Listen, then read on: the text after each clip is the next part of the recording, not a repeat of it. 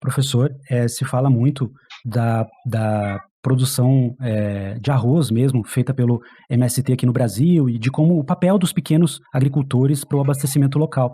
Essa lógica de que pequenos produtores e produtores familiares acabam sendo mais importantes para a alimentação local, ela é comum em outros países também? Dá para se dizer que é uma certa regularidade? Dá sim.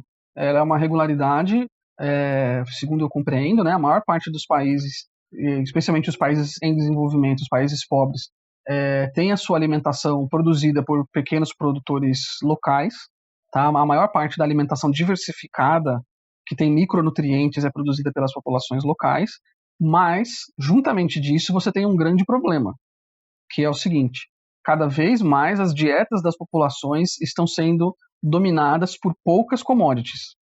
Então, cada vez mais ao redor do mundo as pessoas comem arroz, trigo, milho, derivados da soja, carnes e laticínios. Né? Um conjunto de outros alimentos estão deixando de serem consumidos. E aí tem a ver com marketing, tem a ver com doações de alimentos em épocas de crise, né?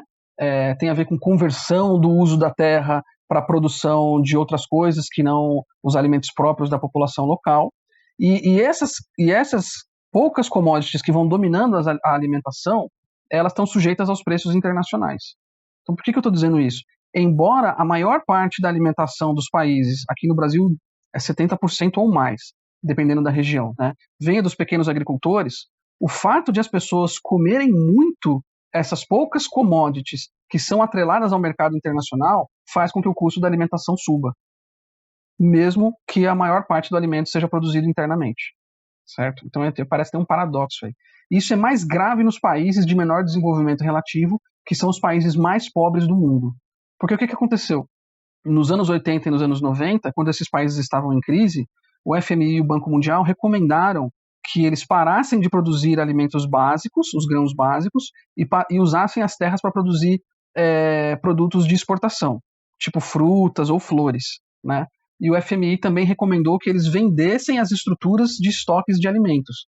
Então, vende os seus alimentos estocados para pagar dívida, vende a estrutura de estoques, desmonta os estoques para pagar dívida, em vez de produzir arroz, feijão e macaxeira, você produz margarida, tulipa, cacau e pitaia, sei lá. E esses países fizeram isso. E aí, quando o preço do arroz sobe, o preço do milho sobe, eles não vão comer margarida e tulipa, né? E eles também não têm estrutura para armazenar esses grãos. E aí eles ficam muito vulneráveis aos preços internacionais. E é o que aconteceu no Brasil também, sobretudo a partir do governo Temer, acirrado pelo governo Bolsonaro, quando eles decidem zerar os estoques de grãos do Brasil e outros alimentos e inutilizar as estruturas da Conab, que é a Companhia Nacional de Abastecimento, responsável pelos estoques nacionais brasileiros. Então eles fizeram isso dizendo que era para economizar algum dinheiro com essas estruturas, e aí quando vem o choque da pandemia ou da guerra da Ucrânia, o preço sobe, o Brasil não tem como proteger a população usando os alimentos estocados, sabe? Ou seja, as pessoas estão cada vez mais expostas ao preço internacional, ainda que uma grande parte dos seus alimentos sejam produzidos por produtores internos. Tiago, para a gente ter uma noção clara do retrocesso que aconteceu no Brasil, agora passando para o Brasil, um pouco de política externa brasileira. O que significou dizer que o Brasil saiu do mapa da fome em 2014? Em que medida a fome acabou no Brasil? Voltando àqueles conceitos que a gente falou antes, era uma medida de diminuição de insegurança alimentar. O que significa esse dizer que o Brasil saiu do mapa da fome? E tu já falou um pouco desse desmonte que aconteceu nos governos Temer e Bolsonaro. Queria te ouvir também sobre o que tu acha que são as medidas mais urgentes para que o Brasil volte a oferecer uma segurança alimentar maior para a sua população. Então, o que aconteceu no caso do Brasil foi que o programa Fome Zero, que é um conjunto enorme de políticas públicas variadas, que vai desde cisternas aqui para o Nordeste, até restaurantes populares em outros lugares do Brasil, compra garantida do governo, fornecimento de alimento fresco nas escolas ao invés de bolacha e outros industrializados, né? Que envolvia o Bolsa Família também.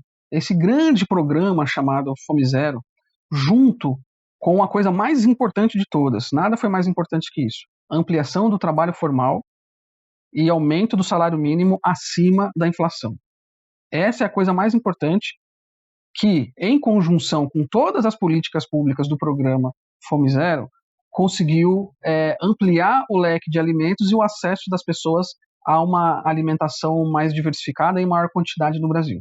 Então, em 2014, a FAO estimou que menos de 5% da população brasileira estava em estado de subnutrição. Né? Então, quando você tem menos de 5% da população em subnutrição, você sai do mapa da fome. Isso é um padrão de país desenvolvido. Tá? Então, foi isso que aconteceu com o Brasil. Né? Numa escala de percepção de fome das pessoas, que aí não é o dado estatístico, é aquela escala de percepção, esse número vai ser um pouco diferente. Né? Mas por uma medida ou por outra, em hipótese alguma, isso significa que a fome acabou no Brasil. Não acabou a fome no Brasil. Muita gente continuou passando fome no Brasil. Muita gente continuou comendo mal. Muita gente entrando em obesidade, em diabetes, né, doenças de hipertensão, etc. Mas, dado o nosso histórico de fome, nós somos um país de fome. Diz o Josué de Castro que a fome foi trazida pelos marinheiros portugueses que chegavam famintos já da viagem aqui no Brasil. Né? Então, desde a instauração do Projeto Brasil, esse é um terreno de fome.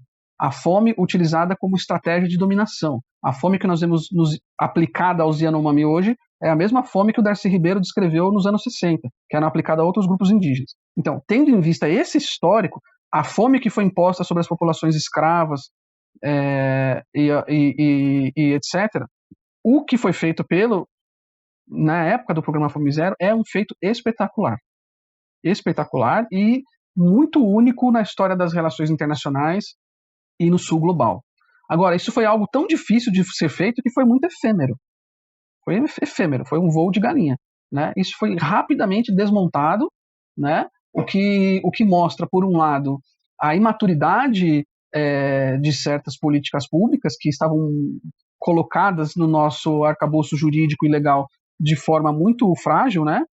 Às vezes um projeto de lei simples atrapalhava tudo, uma retração do orçamento desmantelava tudo, né? Então esse é um problema, né, que eu espero que tenha sido aprendido agora, assim como a crise econômica que se abateu sobre o país também, e as reformas que vieram depois, para ampliar o trabalho informal, né, a política de desvalorização real do salário mínimo, tudo isso que foi feito de forma muito pensada e de forma muito competente pelos governos Temer e Bolsonaro, acabaram por jogar novamente as pessoas numa condição de insegurança alimentar. Então isso foi um projeto. A imposição da fome por estes governos foi um projeto. Não foi um acidente, não foi algo que deu errado, a gente tentou fazer o melhor e deu errado. Não foi. Foi um projeto de esfaimar as pessoas. Por quê? Pessoas famintas trabalham por menos nas grandes cidades, pessoas famintas nos interiores saem do interior e vai para a cidade, ou seja, limpa terreno, que se torna mais disponível para a produção e para a mineração de commodities. Né? Então a fome foi um projeto. Aí você me pergunta, quais são as prioridades para a gente retomar isso? Primeira prioridade, eu acho, é ampliar os serviços de alimentação urgente para as pessoas, porque as pessoas estão passando fome agora. Então é restaurante popular, cozinha popular, fortalecer a alimentação nas escolas, botar todas as crianças nas escolas para comer na escola, criar programas nacionais de alimentação na universidade, porque os nossos estudantes estão famintos. Ou o cara pega uma condução para ir para a escola, ou ele não come, ou ele tem que ir a pé para comer um salgado e um suco e passar o dia inteiro na universidade, né? Então, esses programas urgentes para as pessoas comerem agora. Além disso, a coisa mais importante vai ser estimular emprego formal e valorização do salário mínimo, junto com um conjunto de políticas. Porque numa família de 4 pessoas, em que uma pessoa está empregada com emprego formal, a chance de essa família entrar em risco de fome cai muito. Cai muito mesmo.